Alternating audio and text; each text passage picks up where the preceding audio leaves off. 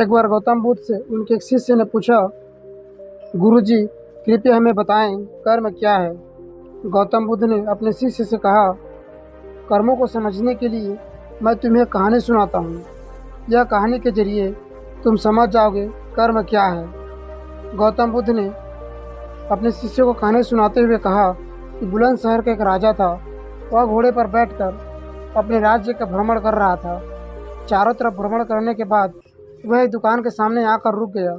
रुकने के बाद राजा ने अपने मंत्री से कहा, मंत्री जी, न जाने मुझे क्यों लग रहा है कि इस दुकानदार को कल के कल फांसी की सज़ा सुना दूं।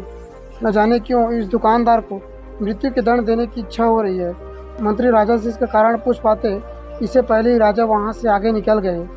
मंत्री ने इस बात का कारण पता करने के लिए अगले सुबह भेष बदलकर आम जनता का रूप लेकर दुकानदार के पास पहुंच जाता है। वैसे दुकानदार आमतौर पर तो चंदन की लकड़ियां बेचने का काम करता था। मंत्री ने दुकानदार से पूछा, भाई आपका काम कैसा चल रहा है। तब दुकानदार ने बताया, उसका हाल बहुत ही बुरा है। लोग तो उसकी दुकान पर आते हैं, चंदन की लकड़ियां देखते हैं, उसे सूंघते हैं और उसकी बहुत प्रशंसा करते हैं, लेकिन खरीदा कोई भी नहीं। और उसने आगे बताया, मैं सिर्फ इस इंतज़ार में हूँ कि कब हमारे राज्य के राजा का मृत्यु हो जाए, उनके अंतिम संस्कार के लिए मुझसे बहुत सारी चंदन की लकड़ियाँ खरीद ली जाए। शायद वहाँ से मेरी व्यापार में और बढ़ोतरी हो जाएंगी और मेरा व्यापार भी अच्छा हो जाएगा। मंत्री को सारी बात समझ आ गई। यही वह नकारात्मक विचार है जिसने राजा के मन को भी नकारात्मक कर दिया है। वह मंत्री बहुत ही बुद्धिमान था और उसने सोचा कि मैं थोड़ी चंदन की लकड़ियाँ खरीद लेता हूँ। और उसने दुकानदार से कहा, आपसे थोड़ी चंदन की लकड़ियाँ खरीद सकता हूँ। दुकानदार ने यह सुनकर बहुत ही खुश हो गया और दुकानदार ने सोचा, चलो कुछ तो बिका। इतने समय से कुछ भी नहीं बिक रहा था।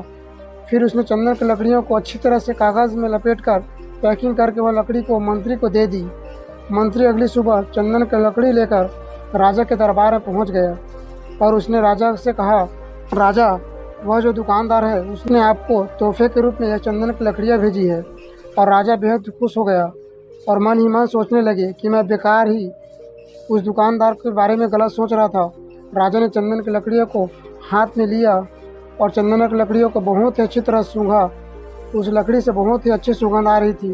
राजा बहुत ही ज़्यादा खुश हुए और उस राजा ने मंत्री के हाथों दुकानदार के लिए 100 स्वर्ण मुद्रा भिजवा दी। उसी आम जनता का रूप लेकर मंत्री अगले दिन सुबह सोने के सिक्के के साथ उस दुकानदार के पास पहुंचा। दुकानदार बहुत ही खुश हुआ और दुकानदार ने सोचा, मैं राजा के बारे में कितना गलत सोच रहा था। राजा तो बहुत ही दयालु है। यहीं पर गौतम बुद्ध ने यह कहानी खत्म कर दी। यह कहानी जब खत्म हुई तब गौतम बुद्ध ने अपने शिष्य से पूछा, अब आप बताएं कर्म क्या होता है। शिष्य ने उत्तर देते हुए कहा, शब्द ही हमारे कर्म हैं। हम जो काम करते हैं वही हमारे कर्म हैं। जो हमारी भावनाएं हैं वही हमारा कर्म है। गौतम बुद्ध ने सभी शिष्यों का जवाब सुनने के बाद यह कहा, आपके विचार ही आपके कर्म हैं।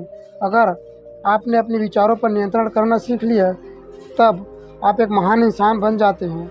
जब आप अच्छा सोचते हैं तब आपके साथ अच्छा ही होता है और वह होता ही रहेगा। इसलिए दोस्तों, किसी के बारे में गलत सोचना, उसके लिए गलत धारणाएं रखना आपके कर्म को हानि पहुंचाता है, क्योंकि हो सकता है कि वो सामने वाले व्यक्ति भी आपके बारे में गलत धारणाएं रखता हो। हमारा सोच ही हमारा कर्म है, तो क्यों हम अपने कर्म को कलंकित करें। तो दोस्तों, वीडियो अच्छे लगे तो वीडियो को लाइक और चैनल को सब्सक्राइब कर देना और मिलते हैं ऐसे ही कुछ इंटरेस्टिंग वीडियो के साथ। तब तक के लिए जय हिंद।